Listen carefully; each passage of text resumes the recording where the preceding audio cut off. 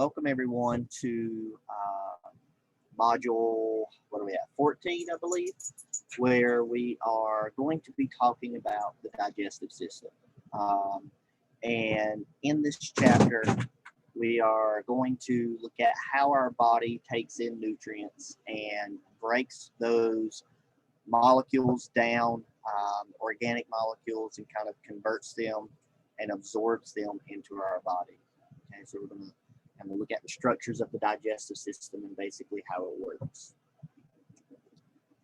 To begin with, the digestive system overall includes what we call the gastrointestinal tract, which is this hollow tube that runs through a majority of our abdominal cavity, and the food that we chew up gets passed through those that gastrointestinal tract, and all of the molecules that our body needs, nutrients, so like the amino acids, the nucleic acids, proteins, so all of that gets broken down, and then our body pretty much absorbs it and takes it up. And it also absorbs water through this through these structures as well. Now, we've talked about a lumen before whenever we discuss the circulatory system. And so remember, the lumen is that hollow space within a tube. Okay, so the gastrointestinal tract is basically a hollow tube. And the complete gastrointestinal tract, there we go, includes your mouth, your pharynx, your esophagus, your stomach, the small intestine, the large intestine, the rectum, and the anus. Okay? So that's the gastrointestinal tract. That's the hollow tube. So basically, the food will enter your mouth, and whenever you put it in your mouth and you swallow it, it will continue its journey through this tube until it is either absorbed in our bodies or excreted as waste. Okay, but now there are accessory organs that are they're not part of the kind of one-way digestive system, but they are organs that influence our digestion, and they release chemicals, they release enzymes into our gastrointestinal tract to help with the breakdown of food, proteins, fatty acids, all of that stuff. And those accessory organs are salivary glands, our liver, our gallbladder, and the pancreas. Okay.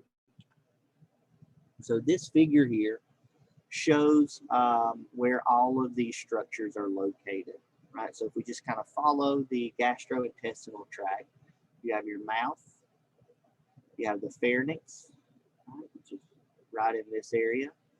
Then you have your esophagus, which is beside the trachea. It goes down into the stomach, right, which is right here.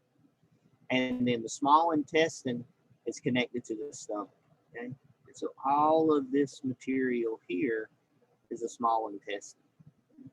Once the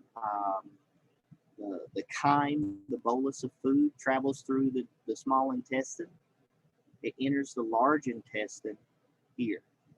And then it will travel up through the large intestine, down through the rectum, and out the anus. Okay. Now the large intestine has different sections as well as the small intestine, and we'll talk about those when we talk about each individual structure.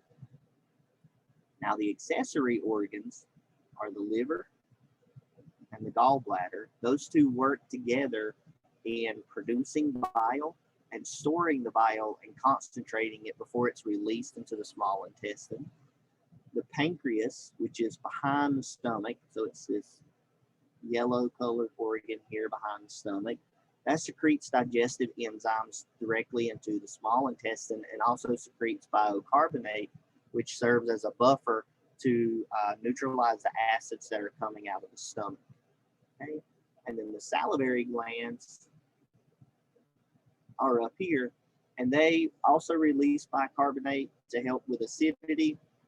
And then one important enzyme that they secrete is amylase. And amylase is really important for beginning the breakdown of starch. And then they also secrete lysozymes that helps inhibit the growth of bacteria in our mouths. And then they also help to moisten our food so that it can kind of have that physical or that mechanical digestion process to begin. Okay? And so that's kind of the overview of the structures of the digestive system and its accessory organs. Now we're going to kind of talk about the tissues that are part of the gastrointestinal tract, and then we'll focus on kind of each individual structure in the digestive system.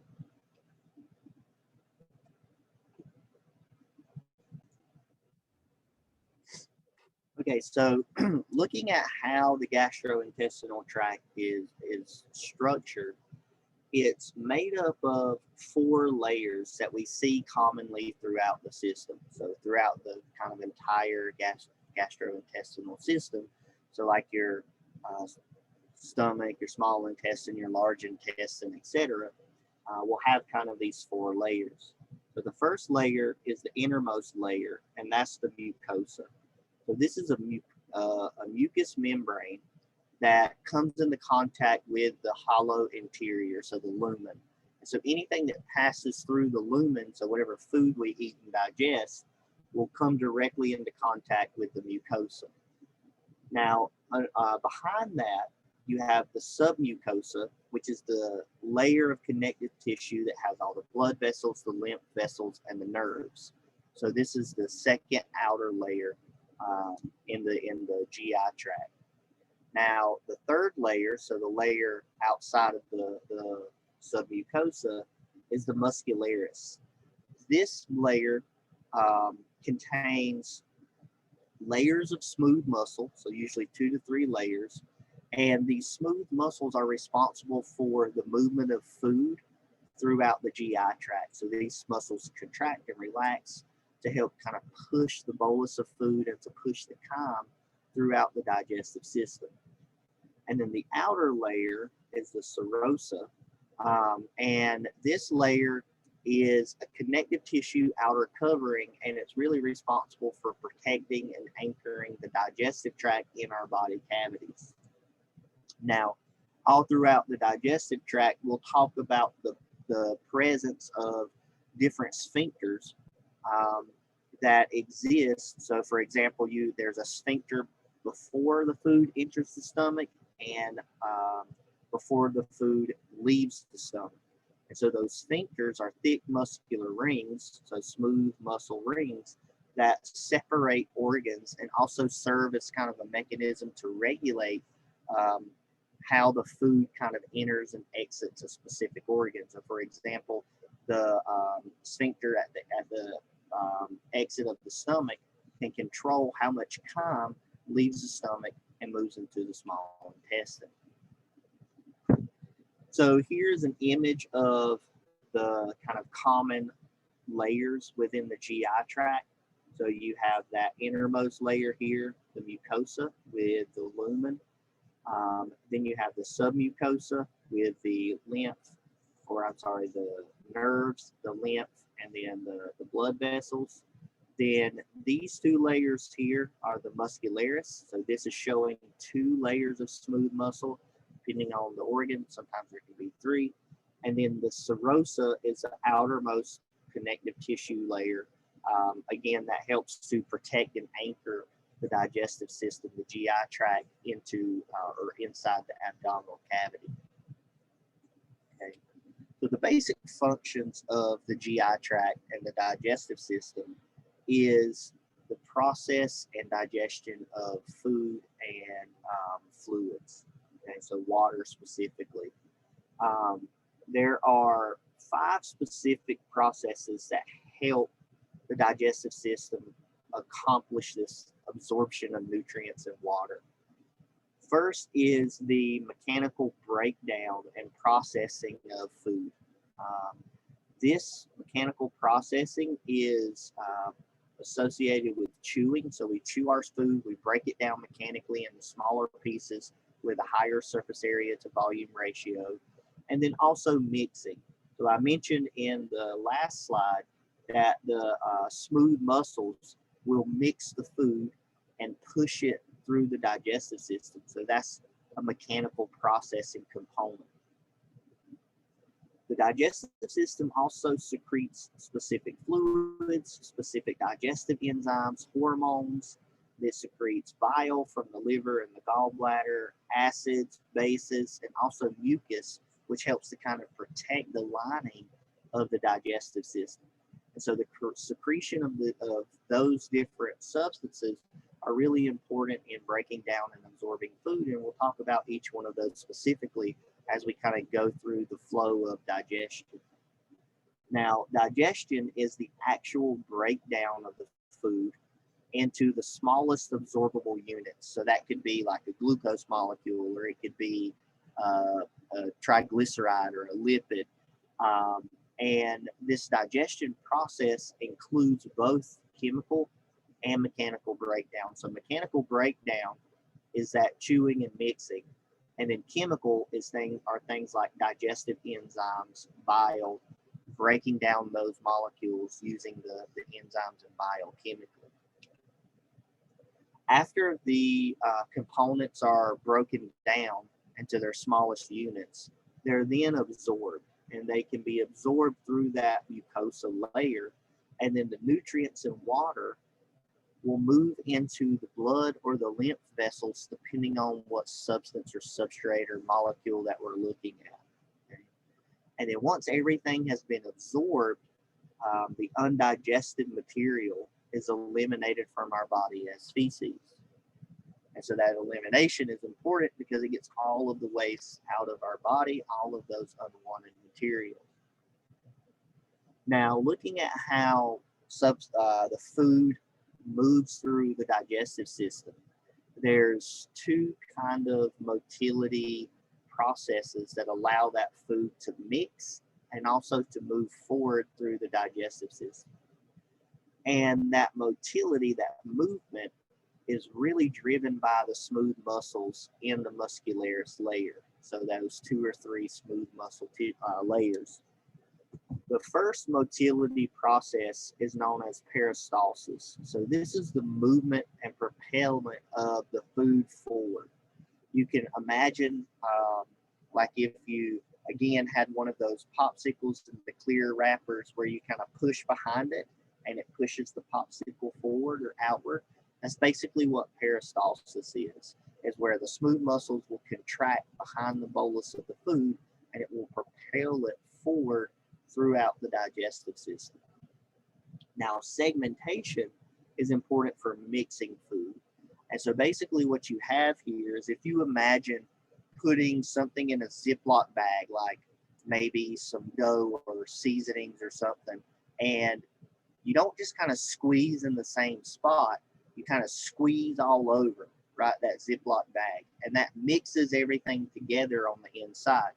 And that's basically what segmentation is. So you'll have the squeezing movement of the smooth muscles kind of alternating through on the digestive system, and that mixes that food together. Okay?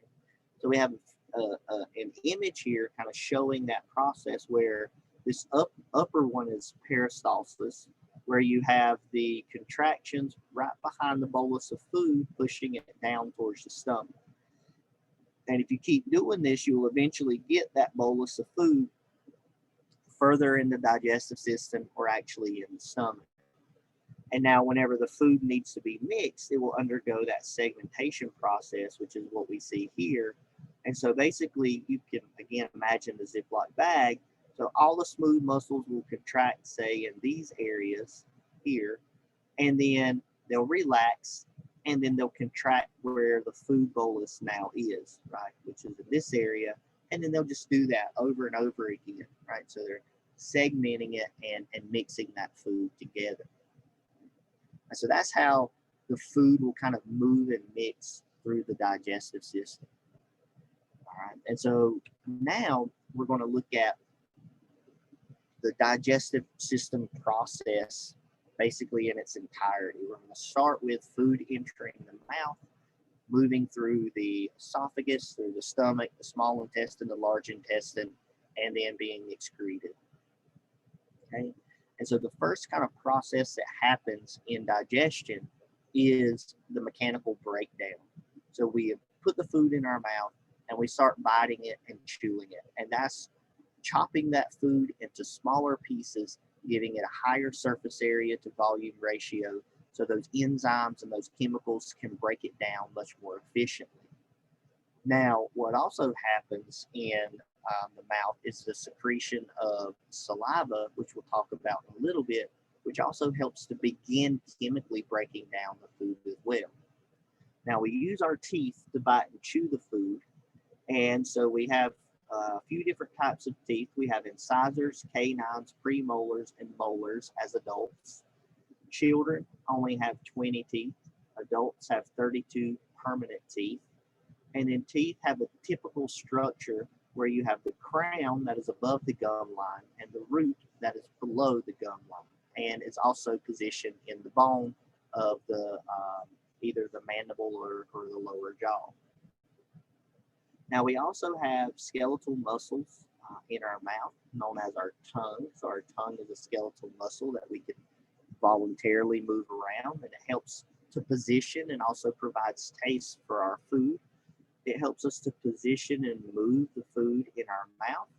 And our tongue is also really important for speech. I'm sure a lot of you have, tried to say words while holding your tongue and kind of, listening to what they actually sound like, and or seeing how hard it is whenever you hold your tongue trying to talk. You can see that it's really, really difficult. And so, the tongue is important for digesting in terms of positioning, taste, making you want the food, etc. So here we have an image of an adult tooth row. So you have your lower jaw on the left, upper jaw on the right. You can see your 6 molars on the bottom, right? And then your 6 molars on the top. Then you have your premolars, 4 on the top, 4 on the bottom. You have 1 inside or 2 incisors on 2 canines on the top, 2 canines on the bottom, 4 incisors on top and bottom, for a total of 32. All right, so here we have the typical image of a tooth, where you have your crown above the gum line, your root below the gum line. The tooth is protected on the upper surface of the crown by enamel, and the interior of the tooth is this dentin, and then in the pulp cavities where all of the nerves and blood vessels can be found. And if you've ever had kind of a decayed tooth, the pain that you get is when this enamel goes away and you have food or other particles kind of hitting or touching that dentin and pulp cavity. Those are basically triggering those nerves. What's also interesting in our mouths is we have a lot of bacteria. So this is bacteria as seen on a tooth surface. So for example, plaque is a type of biofilm that we all get on our teeth. And so that's why it's super important, right? We brush our teeth, keep our teeth healthy so that we can make sure we can eat to help process our food during digestion. And like I mentioned, saliva is also secreted in our mouths as we chew our food. So not only is our food getting broken down mechanically, but it's starting to get broken down chemically as well.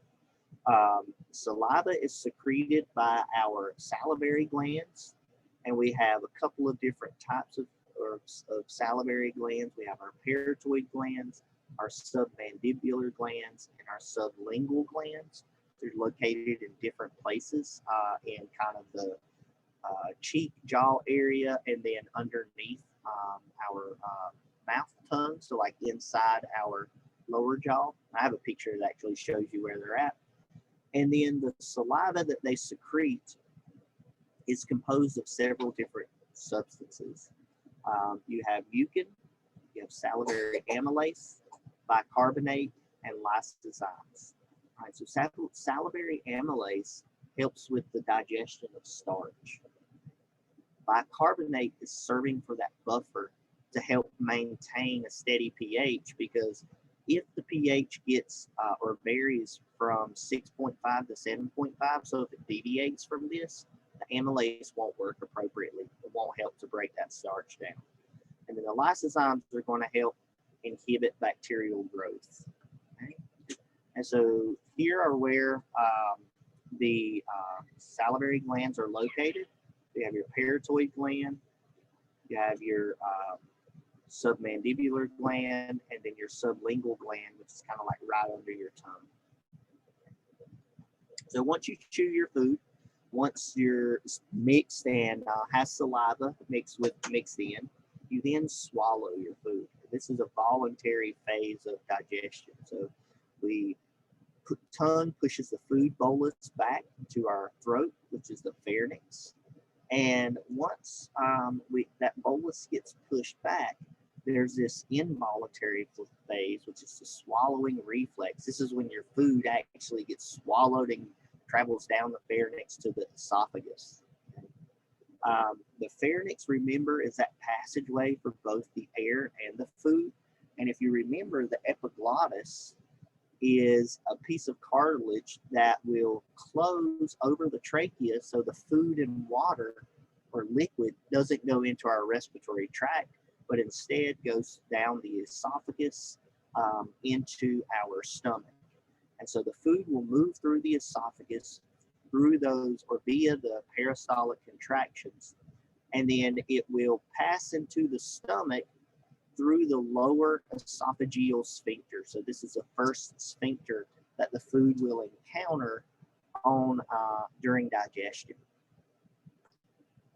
So here's a figure of those first processes, right? So you've had that chewing, the mechanical breakdown, saliva's mixed, your tongue pushes back, starts to push that bolus of food back, and then you get that swallowing reflex, the epiglottis closes, food moves through the pharynx down into the esophagus, and then will begin to make its way down to the stomach. Okay? And so the stomach is important for storage of food, and that's where our proteins begin to be digested, and it regulates the delivery of the food into the small intestine. Okay? And so it regulates the delivery of that partially digested food into the small intestine, where the small intestine can continue to digest that food. Now, in our stomach, proteins will begin to be broken down via the gastric juice and mixture that the stomach releases. So there are specific cells in the stomach that have specific jobs, and they release specific chemicals. So there are some cells that release hydrochloric acid, which has a pH of approximately 2. So it's very acidic. And so this hydrochloric acid is used to break down large bits of food. Then there's what's known as an intrinsic factor. This is made by the same cells that make the acid, and this intrinsic factor absorbs vitamin B12. The other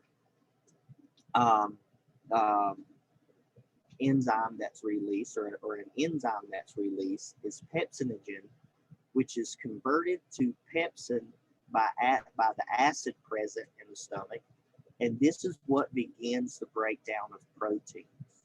Okay? Now, the last thing we're going to mention that's in the stomach is very, very important. This is the mucus. The mucus the cells in the stomach produce mucus that lines the stomach, and that mucus lining protects the stomach from the acids that it secretes for digestion. If that mucus is not present, then the acid will actually break down the stomach lining and can cause peptic ulcers, I got a picture here, I'll show you about that in a second.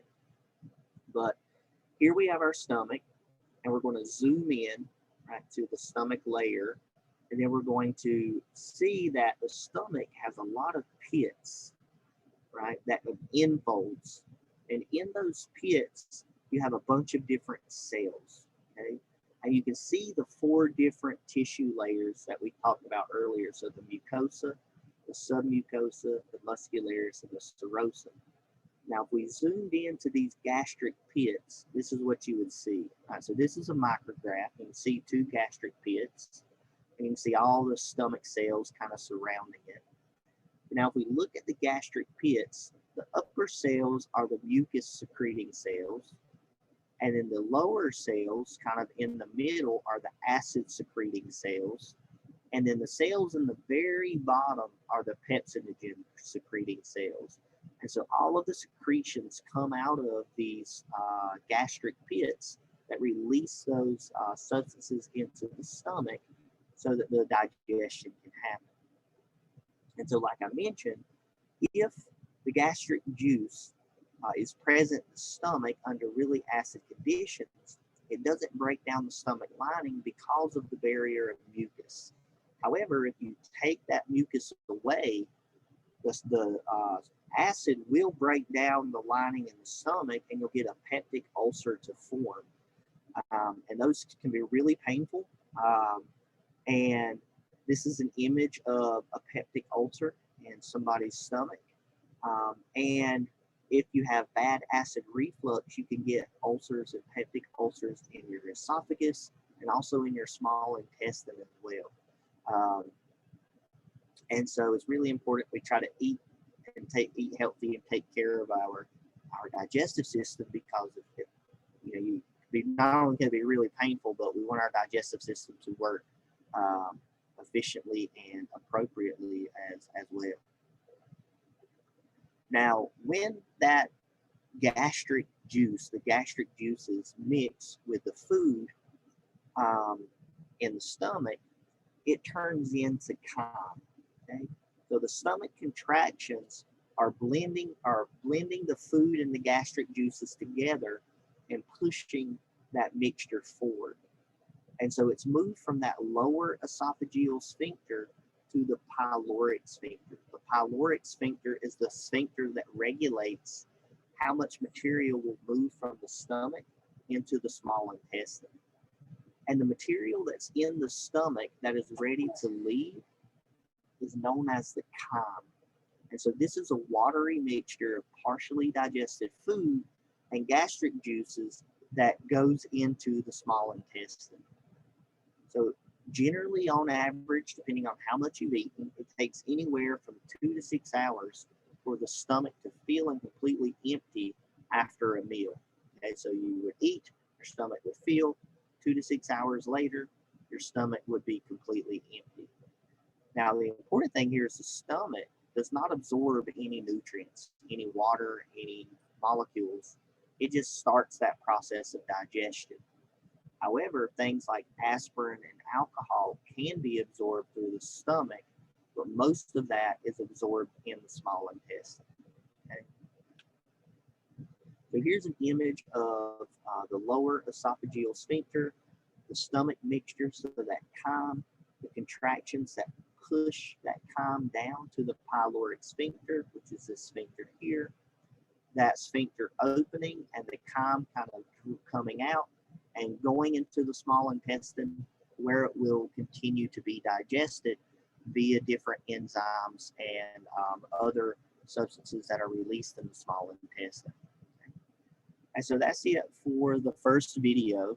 So we pretty much discussed kind of the general structure of the digestive system and kind of the first half of the digestive pathway.